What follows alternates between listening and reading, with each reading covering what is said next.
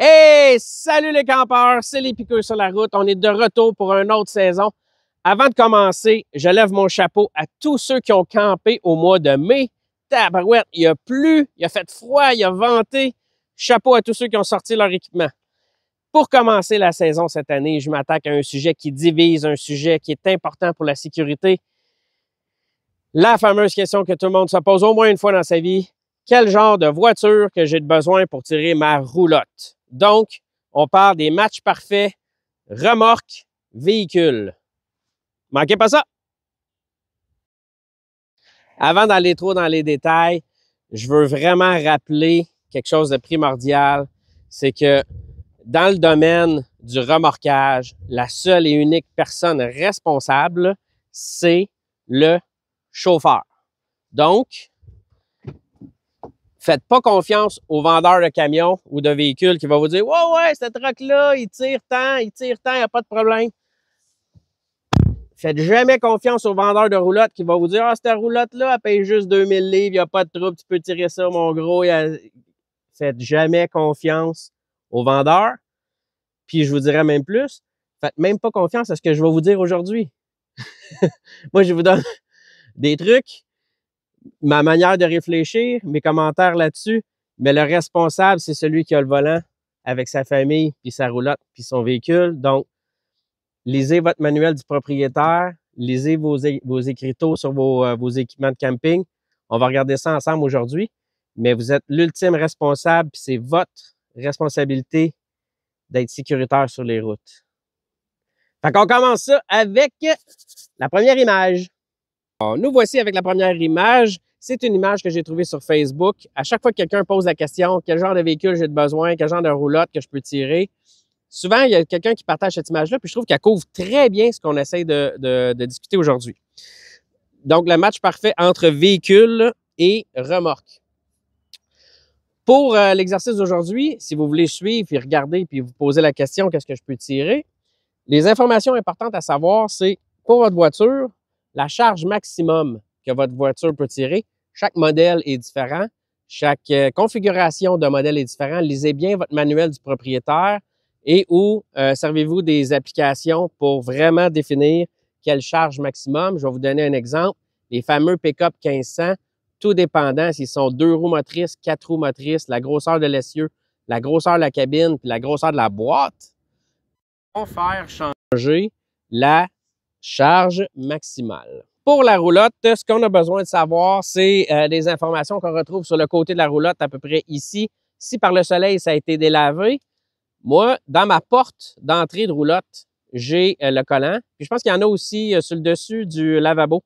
Dans leur armoire, ils ont les informations. Donc, ce qu'on a besoin de savoir, c'est le dry weight, le poids à vide de la roulotte, qui est le poids quand ça sortit de l'usine avec les équipements de base, le poids que la roulotte pesait avant que nous, on rajoute nos équipements dedans. Puis le GVWR, le Gross Weight Vehicle Rating, ça, c'est le poids maximum que la roulotte peut peser avant que la suspension s'écroule. Il y a un petit facteur de sécurité, là, mais c'est le poids nominal brut du véhicule, le poids maximal que votre roulotte peut avoir. En soustrayant un de l'autre, ça vous donne le chiffre que le montant de poids d'équipement que vous pouvez rajouter dans la roulotte. Ça, on reviendra dans un autre clip. Première situation, je pense que ça représente l'entrée de gamme ou l'entrée, tous ceux qui commencent à avoir une remorque, là, une tente roulotte, une petite hybride. Tu sais, quand on passe de la tente, puis que là, qu'on veut avoir de quoi d'un petit peu plus solide. D'habitude, généralement parlant, puis nous, ce qui nous est arrivé il y a à peu près une dizaine d'années, on avait un véhicule, un SUV, qui avait une capacité de charge de 3500 livres. Donc, qu'est-ce que vous pouvez vraiment tirer avec un véhicule de 3500 livres? Merci Sam, en passant, de tenir mon guide. Donc, SUV de 3500 livres, qu'est-ce que je peux tirer? La capacité du véhicule est de 3500 livres. Ceci n'inclut pas les passagers ni les bagages. Donc, 2 enfants puis une petite copine, une petite femme, mettons 300 livres, elles sont encore jeunes. Mais là, c'est sûr que si vous avez des gros ados, c'est différent, là. Les bagages, j'ai mis 100 livres. Tu sais, ce que vous mettez dans votre boîte, vos outils, votre glacière, le linge, les bébelles, 100 livres de bagages. La boule et l'attelage. Je sais qu'une boule, c'est pas 100 livres, mais à chaque fois que je la mets sur mon truck, j'ai l'impression qu'elle fait 100 livres. Fait que si vous avez des barres de stabilisation, la boule, il faut l'inclure aussi dans le poids. Ça me donne 3000. Donc, 3500 la capacité, moins 500. J'arrive à 3000. Puis moi, là, je me garde un facteur de sécurité de 1000 livres. Je veux pas nécessairement que mon véhicule tire le maximum qu'il peut vraiment pendant des centaines de kilomètres. Je me garde un coefficient de sécurité de 1000 livres. Ça va faire en sorte que ça va protéger mes freins à long terme, ma transmission, ma suspension, mon moteur, puis aussi mes nerfs. Ah, puis ça va aussi me permettre de payer un petit peu moins cher de gaz parce que quand on est au maximum de ce qu'on peut tirer, ben ça coûte pas mal plus cher de gaz. Fait que 1000 livres de sécurité. Donc, la charge sécuritaire que je peux tirer avec un SUV de 3500 livres, c'est 2000 livres. Je peux m'équiper d'une roulotte ou d'une tente roulotte qui a un PNBV maximal de 2000 livres très facilement. Vous pouvez même monter à 2500, là, mais environ 2000 livres. Donc ça, un SUV, c'est capable de tirer ça facilement. Un SUV de 3500 livres. Je vais aller vous montrer une tente roulotte qui est trop pesante pour un 3500 livres. Es-tu belle, hein? La belle tente roulotte Rockwood, surélevée avec des gros pneus hors terrain. Vraiment, ça me rappelle des bons souvenirs de jeunesse. Mais cette tente roulotte-là a un poids à vide, un poids à sec de 2500 livres. Donc, en théorie, on peut la tirer avec un SUV de 3500. Mais elle a une capacité de charge de 1300 livres de plus. Donc, on peut rajouter 1300 livres d'équipement à l'intérieur pour nous donner un poids nominal brut, un poids maximal de 3800 livres. Donc, chargé à bloc, avec l'équipement que vous pouvez maximiser, avec la famille dans le véhicule, avec la boule, avec votre glacière, vous êtes largement au-dessus de votre capacité de charge et vous êtes dangereux. Donc, faites attention avec des 3500, vous pouvez, avec des SUV d'une capacité de charge de 3500 livres, vous pouvez facilement dépasser votre capacité de charge. Qui fait pas chaud aujourd'hui. Bon, là, on est rendu avec les SUV de 5000 livres. C'est la nouvelle norme, je pense, dans l'industrie des autos. Avant, c'était 3005. Là, il y a de plus en plus de SUV moyenne grandeur, pleine grandeur qui sont capables de tirer 5000 livres. Puis on se demande, qu'est-ce qu'on est capable de tirer avec ça? Capacité 5000 livres. J'ai mis 400 livres de passagers.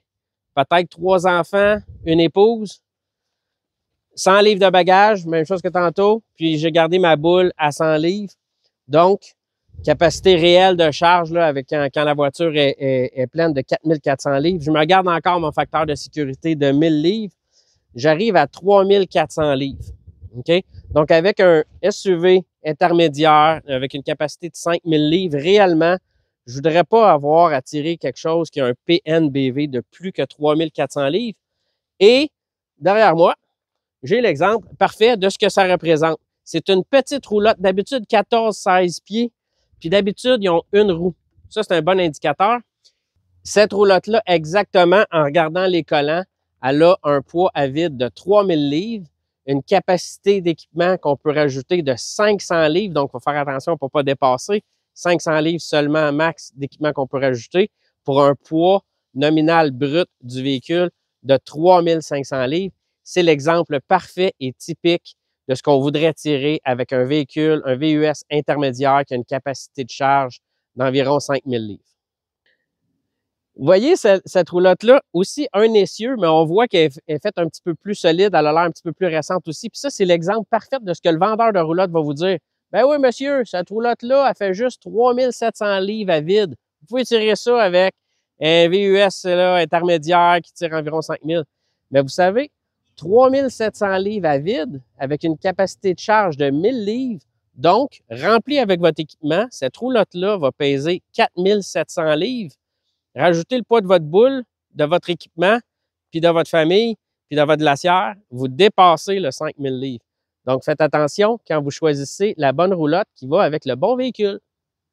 En fait, plus j'y pense, cette roulotte-là, avec un PNBV de 4700 livres, elle serait beaucoup plus facile à tirer avec un VUS de pleine grandeur de 7500 livres.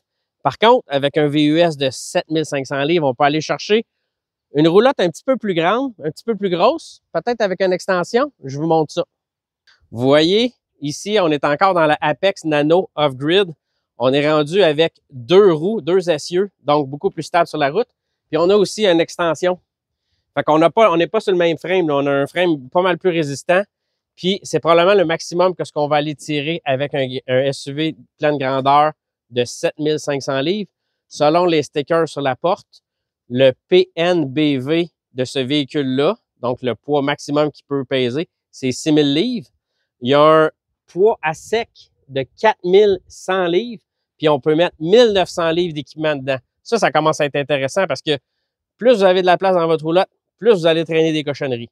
Fait qu'on peut traîner 1900 livres de stock dans la roulotte, puis on peut très bien tirer ça avec un SUV pleine grandeur de 7500 livres ou un pick-up. Vous voyez la belle Imagine Grand Design qui fait à peu près 26 pieds de long, là, je ne sais pas exactement, je n'ai pas trouvé le code. C'est probablement, c'est en fait le genre de roulotte maximum qu'on voudrait tirer avec une camionnette 1500, là, avec un pick-up 1500. Je vais vous montrer d'où c'est que je tire mes numéros puis mes informations. Donc, capacité de 10 000 livres, tout dépendant du modèle de pick-up que vous avez. J'ai rajouté du poids de passager là, parce que dans un pick-up, vous avez de la place en masse, 3 enfants. Moi, les miens sont rendus à plus que 100 livres chaque. Fait que j'ai 500 livres de passagers. 400 livres de bagages parce que dans un pick-up, on en met du stock, la génératrice, les vélos, les outils, on en met. La boule, donc, j'ai une capacité réelle d'un coup, là, mon équipement inclus de 1000 livres. Je me garde mon 1000 livres de 9000 livres, je veux dire. Je garde ma sécurité de 1000 livres. Donc, j'ai vraiment une capacité de charge de 8000 livres. Je me chercherais un PNBV maximum de 8000 livres. Puis là, je vous le dis tout de suite, c'est dur à trouver des 8000 livres. D'habitude, c'est 7005 ou ça va à 9000. Ça, c'est à cause des essieux.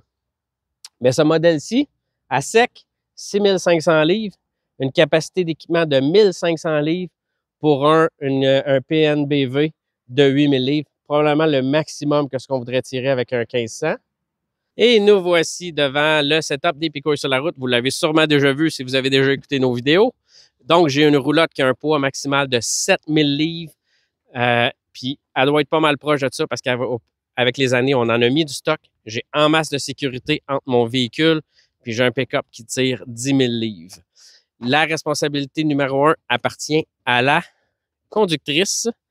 Qu'est-ce qu'elle en pense de son kit, hein? Ben moi, je l'adore, notre kit. Ça fait 10 ans qu'on l'a. Fait que vraiment, c'est parce qu'il a fait la job. Les dépassements se font très bien. On peut faire les montagnes aussi avec, tout en se sentant vraiment en sécurité. Fait que pour 100 000 km et plus de route, je pense qu'on a vraiment choisi le bon setup qui convenait à nous et surtout la bonne chauffeuse puis le bon copilote. Super!